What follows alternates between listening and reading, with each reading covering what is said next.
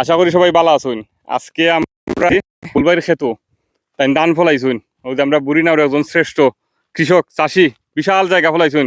ভাই কতখান ফলাইছো ক্ষেত? 12 খের, মাশাল্লাহ। ধান যে 12 খের ফলাইছো, খরচ রোজ কেমন গেল? অনেক টাকা খরচ ভাই, অনেক টাকা খরচ। এর মাঝে পানির সংকট, সকলটার দাম যেমন হামলার রেট দাম 1,70,000 টাকা খরচ হয়ে আছে 12 খের জায়গা। হামলা 12 খেরে আলে রুয়ান নিয়ে আলিয়া দিলে বলতায় 12.5 সবে। তো দাম বেশি। কত মন ধান হইতে পারে 12 খেরও? 12 খের আশা করি 300 মন হইতো। 300 মন যদি এটা বিক্রি দেও কত টাকা আইতে পারে? ধান তো বেচার সময় সস্তা হয়ে যাব, কখন তো কলতেই দাম। ধরো 600-700 তো থাকবো। 600 টাকা ধানের মন যদি ওই যায় তে তো 300 মন বেচাও করতে হয় না, খাটানি যাইবো আরো। খাটানি তো আরো যাইবো। ঠিক 12 আছে। খের জায়গা খাটানি যাইবো আরো 24,000 টাকা।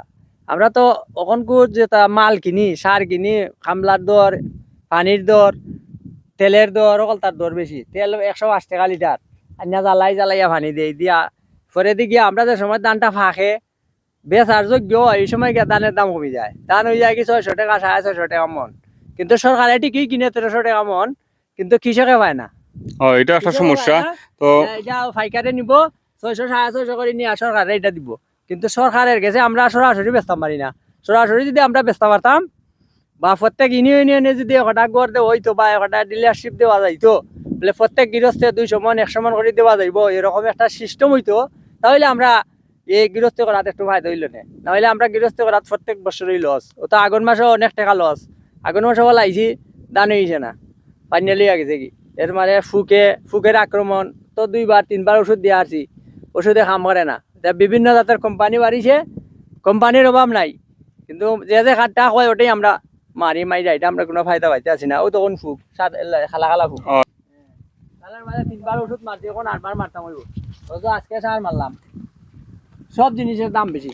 তো সম্মানিত দর্শক, যারা যারা ভিডিওটা দেখছেন, আমরা একজন কৃষকের সাথে কথা কইলাম এবং তাইনের যে সুখ দুঃখের একটু গল্প করলাম। ও দেখুন ওদিকে দেখা যায় একটা উড়ার সাইডে কিন্তু একটা মেশিন আছে। এখানে মেশিন স্টার্ট দেওয়া লাগে, পানি তোলা লাগে, রাত তো এখানে থাকাও হয়। মানে আসলে ধান ফলানিটা অনেক কষ্ট।